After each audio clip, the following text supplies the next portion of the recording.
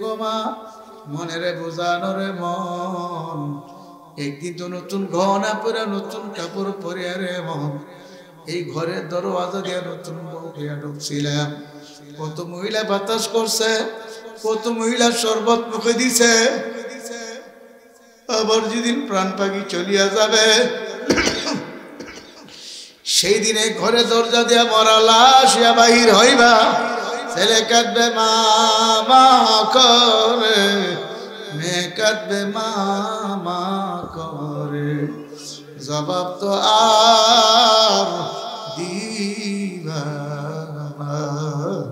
ছেলে কাঁদবে আব্বু আব্বু করে, মেয়ে কাঁদবে আব্বু আব্বু করে, জবাব তো আর দিব না। ও মাবুদ গো, রহমতের নজর দিয়ে চাইয়া চাই দেখেন, আপনার বন্দার আপনার দরবারে চোখের পানি ফেলে কান্দে। ইয়া আল্লাহ, আপনার দরবারে মাফ চাই। আল্লাহ, আমাদেরকে আপনি মাফ করিয়া দেন, মাফ করে দেন গো মাওলা, মাফ করে দেন।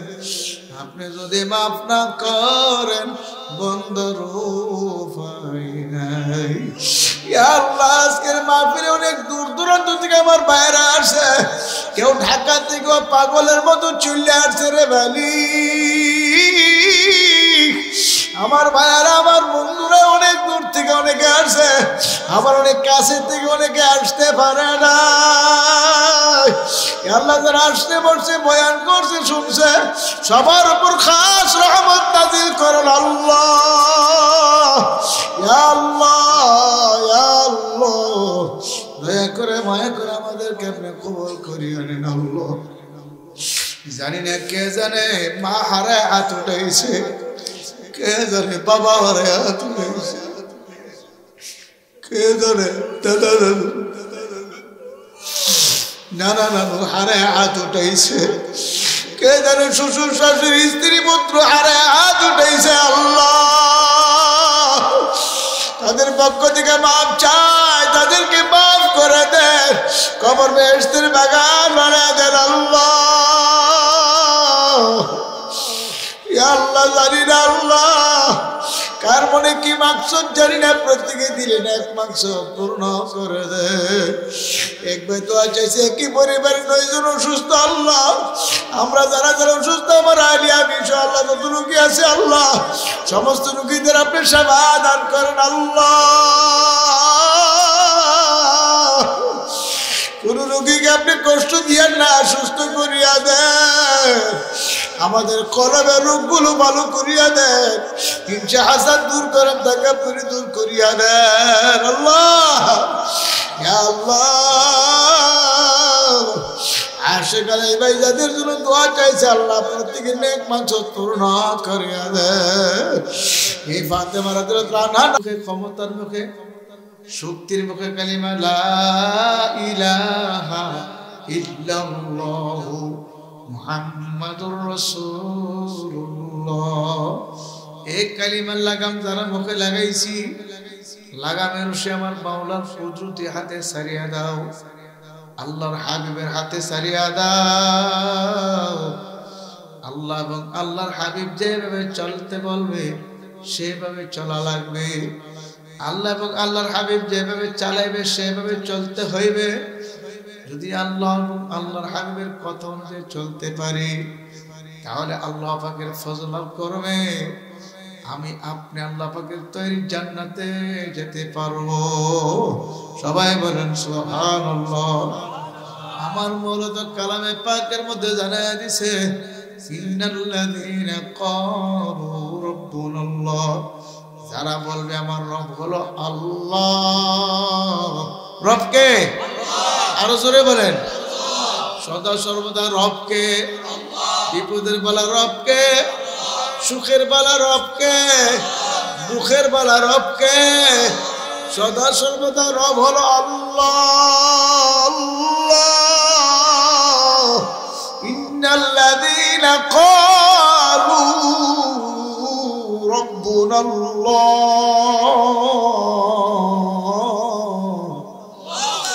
আমার আল্লাহ বলে যারা বলবে রব আমার আল্লাহ সুম্মা ইসতাকামু, তারপর অটল অবিচল থাকবে, ইস্তেকামত থাকবে, বিপদ আপদ বালা মুসিবত আসবে এক চুল পরিমাণ লড়বে না, পিছপা হবে না। রব আমার আল্লাহ, সদা সর্বদা রব আমার আল্লাহ। যেমন ফেরাউন বলছিল আসিয়া আনা রব্বুকুমুল আলা, আমি সবচেয়ে বড় খোদা। হযরত আসিয়া আলাইহিস সালাম বলছিল ফেরাউন কখনো না, তুই আমার রব হতে পারো না, রব আমার আল্লাহ। ফেরাউন ডাক দিয়ে বলল আসিয়া আমাকে যদি রব না মানো, আমার দেশের প্রজারা আমাকে রব মানবে না। তুমি আমার স্ত্রী হয়ে যদি আমাকে রব না মানো, আমার দেশের প্রজারা আমাকে রব মানবে না। কাজী আসিয়া তুমি আমাকে রব মানিয়া নাও। হযরত আসিয়া আলাইহিস সালাম বলছিল আমানতু বিরব্বি মূসা ওয়া হারুন, আমি হারুন এবং মূসা আলাইহিস সালামের রবের উপর ঈমান আনছি। সুবহানাল্লাহ। তোমাকে রব মানতে পারবো না, রব আমার আল্লাহ। আমার আল্লাহ ডাকতে বলে ঈমানদাররা আসিয়ার মতো ঈমান আনো। আমার আসিয়া কত কঠিন মুমিন ছিল, সুবহানাল্লাহ। এত নির্যাতন ভোগ করলো, আমার আসিয়া ঈমান ছাড়লো না। ফেরাউন ডাকতে বললো আসিয়া তুমি যদি আমাকে রব না মানো, কঠিন শাস্তি ভোগ করা লাগবে। হযরত আসিয়া বলল শাস্তি দিতে পারো, আমি তোমাকে রব মানতে পারি না, রব আমার আল্লাহ। সুবহানাল্লাহ। এবার ফেরাউন ক্ষিপ্ত হয়ে গেল, ডান হাতে পেরাক মারি আটকে দিল, বাম হাতে পেরাক মারি আটকে দিল, ডান পায়ে পেরাক মারি আটকে দিল, বাম পায়ে পেরাক মারি আটকে দিয়ে বলল আসিয়া এখনো সময়, আমাকে রব মানিয়ে নাও। তোমার হাতে পেরাক মারি আটকে দিছি আসিয়া, লোহা গরম করে আনছি, লোহা তোমার সরঙ্গায় লাগাই দিব। নাউজুবিল্লাহ। এখনো সময়, আমাকে রব মানিয়ে নাও। হযরত আসিয়া বলল না, কখনো না, তোমাকে আমি রব মানতে পারি না, রব আমার আল্লাহ, রব আমার আল্লাহ। ফেরাউন ডাকতে বলে আসিয়া যদি আমাকে রব না মানো, তোমার সরঙ্গায় লোহা গরম করে লাগাইয়া দিব, লোহা গরম করে আনিয়া লাগাইয়া দিবে। হযরত আসিয়া ডাকে আল্লাহ, এ ওয়ালি আমি এখন বিদায় হয়ে যাব, আমার কোনো দুঃখ নাই, কোনো ব্যথা নাই, তবু আমি ঈমান ছাড়ব না। তোমার আরশে আজিমের কিনারে আমার জন্য একটা ঘর বানায় দাও, আমি যেন এই ঘর থেকে তোমাকে দেখতে পাই। জুরগুন সুবহানাল্লাহ। আমার মাওলা বলে বান্দা বান্দিরা যা, এ বান্দা বান্দি যা, আমার ঈমানের জন্য তো কষ্ট করলি, এত নির্যাতন ভোগ করলি। আল্লাহ। বেলাল হাবশি ডাক দিয়ে বলে কাফেরের দলেরা, আমার মাওলাকে আমি ভুলবো না, আমার মাওলার জিকির আমি ছাড়বো না। হযরত বেলালের উপর কঠিন নির্যাতন করলো, বেলাল হাবশিকে কঠিন নির্যাতন করলো, হাতের মধ্যে রশি বাঁধলো, পায়ের মধ্যে রশি বাঁধলো, ঘোড়ার পায়ে পায়ে ঘোড়া দৌড়াতে লাগলো। বেলাল ডানে বাড়ি খায়, বামে বাড়ি খায়, তবে বেলাল কালিমা ছাড়ে না। আমি আমার মাওলাকে ভুলতে পারবো না।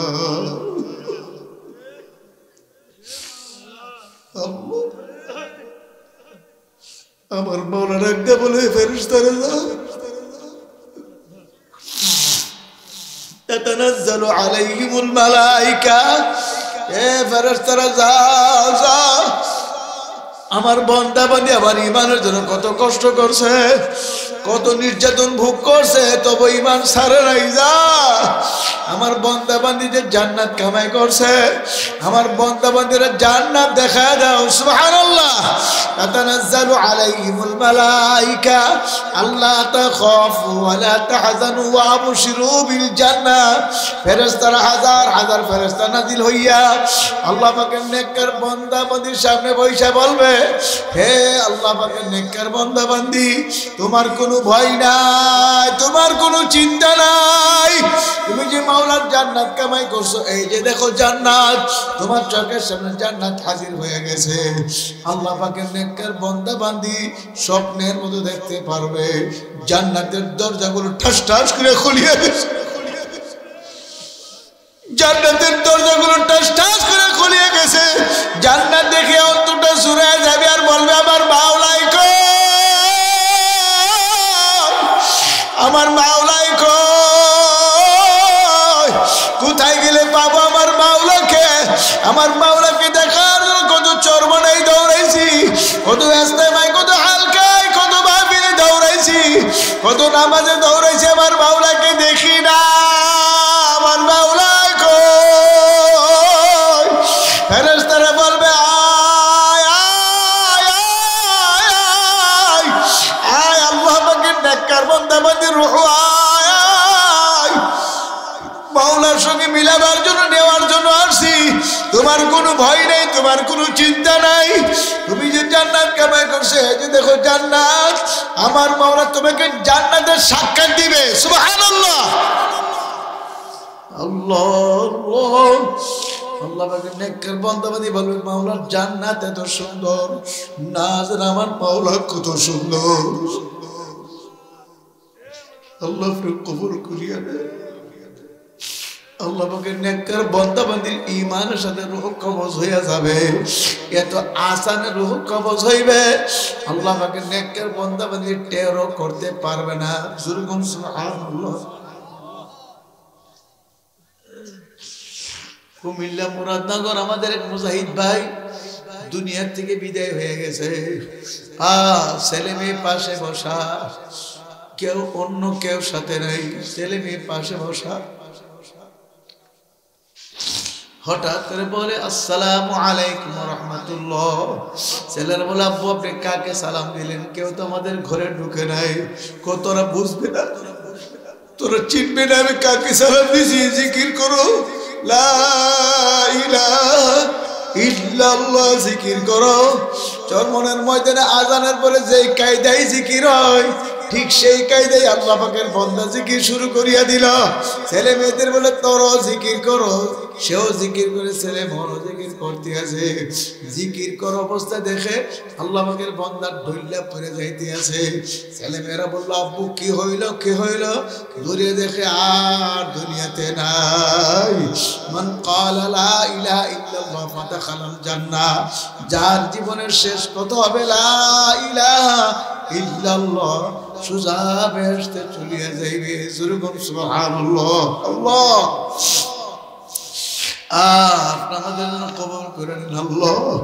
যদি মাওলাকে বেজার করিয়া, নাফরমানি করিয়া, সুদ খাইয়া, ঘুষ খাইয়া, হারাম খাইয়া, বেপরদা চলিয়া, জিনা বেবিচারি করিয়া, গুনার কাটি নিয়ে মওতের বিছানায় পড়িয়া যাও, আমার মাওলার কালাম সত্য। যালিকাল কিতাবু লা রাইবা ফীহি, আমার মাওলার কালামের মধ্যে কোনো ভুল নাই, কোনো সন্দেহ নাই। আমার মাওলার কালামের ভিতরে মাওলা জানাইছে নাফরমান গুনাহগার, সুদখোর, ঘুষখোর, হারামখোরের মওতের সময় নাফরমান গুনাহগার স্বপ্নের মতো দেখতে পারবে জাহান্নামের দরজাগুলো ঠাস ঠাস করে খুলিয়া গেছে। নাফরমান গুনাহগার জাহান্নামের আগুন দেখিয়া তার রূহটা বের হইতে চাইবে না। 360টা ব্যাপার রূহটা দৌড়াদৌড়ি শুরু করিয়া দিবে আর বলবে আমার ধরো ধরো, আমি এই জাহান্নাম সহ্য করতে পারবো না। রূহটা থরথর থরথর করে কাঁপতে থাকবে। 360টা ব্যাপার রূহটা দৌড়াদৌড়ি ছোটাছুটি করতে থাকবে। কোথাও গিয়া পালাবার জায়গা পাইবে না, ভাগনের জায়গা পাইবে না। আল্লাহ আল্লাহ আল্লাহ পাকের আজরাইল বলবে খবিস রূহ আয় আয় আয়। আজরাইল মাথা আসমানে পা জমিনে, এক হাত মাসিকার, এক হাত মাগরিবে দেখিয়া আজরাইলের চক্ষুগুলো বড় বড় নীল রঙের দিঘির মতো হয়ে যাবে। চোখের ঘোরা দিয়ে আগুনের বিজলি মারতে থাকবে, গায়ের পশমের ঘোরা দিয়ে আগুনের বিজলি মারতে থাকবে। নাফরমান গুনাহগার রূহ বের হইতে চাইবে না, রোহটা থরথর থরথর করে কাঁপতে থাকবে। আমার মাওলা পাকের আজরাইল আলাইহিস সালামকে আমার মাওলা বলবে, রে আজরাইল, নাফরমান রূহ এমনি বের হবে না, রোহটার ধরিয়া হুকুম করার সঙ্গে সঙ্গে মুখের ভিতরে হাত ঢুকাইয়া বড় বড় নখ রুহের ভিতরে ঢুকাইয়া কলিজার ভিতরে ঢুকাইয়া এমন জোরে টান মারবে, কলিজাটা ঠাস ঠাস করে ছিঁড়িয়া ফালাইবে, সহ্য করতে পারবো। ও মুসাফির বান্ধা গাটুরি,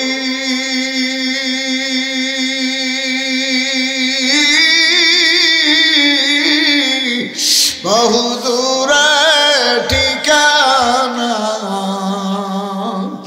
আজ ভি জানা কাল ভি জানা, কবর আখির ঠিকানা। এ কবর যাত্রীরা মুসাফিরের দলেরা ইনিয়া কবরে রওনা করছ, একটু মনের বুঝা চিন্তা করে তারপর কবরে যাও। আমার মাওলার কালাম সত্য, ওই কবরের ভিতরে যে আযাবের ঘোষণা আমার মাওলাই করছে, এর একটা সেকেন্ডের আযাব সহ্য করার ক্ষমতা কোনো মানুষের নাই।